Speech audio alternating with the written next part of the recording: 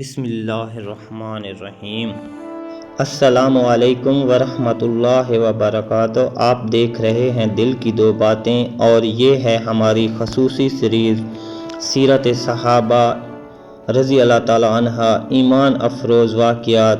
آج کی قسط میں ہم جانیں گے حضرت بلال رضی اللہ تعالیٰ عنہ کی صبر آزمائش، ایمان کی وہ طاقت جس نے ظلم کو شکست دے دی۔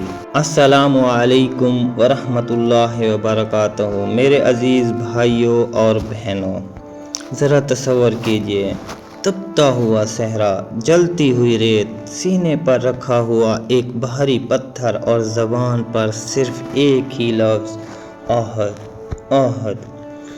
آخر حضرت بلال رضی اللہ تعالیٰ عنہ نے ایسا کیوں کہا؟ آئیے آج اس ایمان افروز واقعے کو سنتے ہیں۔ حضرت بلال رضی اللہ تعالیٰ عنہ مکہ مکرمہ میں امیہ بن خلف کے غلام تھے۔ جب رسول اللہ صلی اللہ علیہ وآلہ وسلم نے اسلام کی دعوت دی تو حضرت بلال رضی اللہ تعالیٰ عنہ نے حق کو پہچان لیا اور اسلام قبول کر لیا۔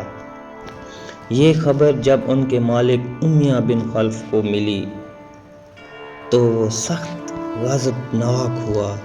اس نے حضرت بلال رضی اللہ تعالیٰ عنہ کو اسلام چھوڑنے پر مجبور کرنے کے لیے بدترین ظلم شروع کر دیا۔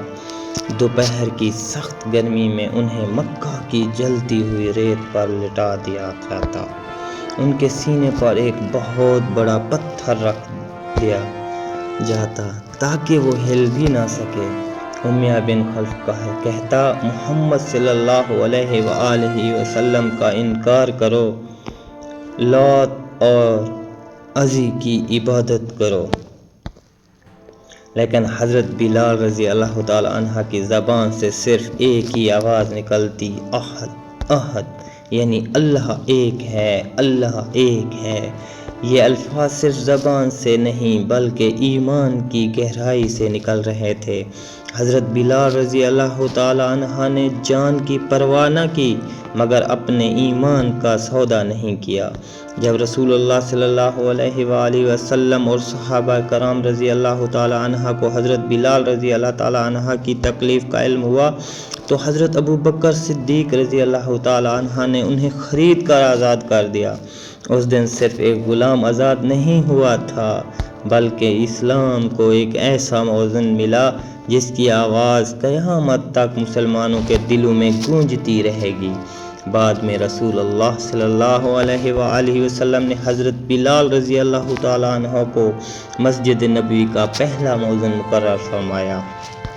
یہ وہی بلال تھے جنہیں کبھی جلتی ریت پر گھسیٹا جاتا تھا، لیکن اللہ تعالیٰ نے انہیں ایسی عزت عطا فرمائی کہ آج دنیا بھر کے مسلمان ان کا نام محبت اور احترام سے لیتے ہیں۔ اس واقعے سے ہمیں کیا سبق ملتا ہے؟ نمبر 1، حق کے راستے میں آزمائش آتی ہے لیکن اللہ صبر کرنے والوں کو ضائع نہیں کرتا۔ نمبر 2، سچا ایمان انسان کو ہر مشکل میں ثابت قدم رکھتا ہے۔ نمبر 3، اللہ تعالیٰ اپنے نیک بندوں کو دنیا اور آخرت دونوں میں عزت عطا فرماتا ہے۔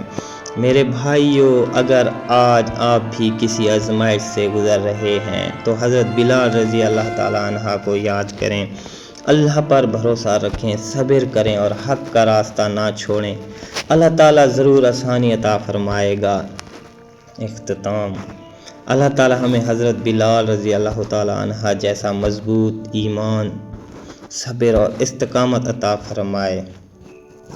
اگر آپ کو حضرت بلال رضی اللہ تعالیٰ عنہ کی یہ ایمان افروز آزمائش پسند آئی تو انشاءاللہ اگلی قسط میں ہم حضرت ابو بکر صدیق رضی اللہ تعالیٰ عنہ کی وہ عظیم قربانی بیان کریں گے جس نے اسلام کی تاریخ بدل دی۔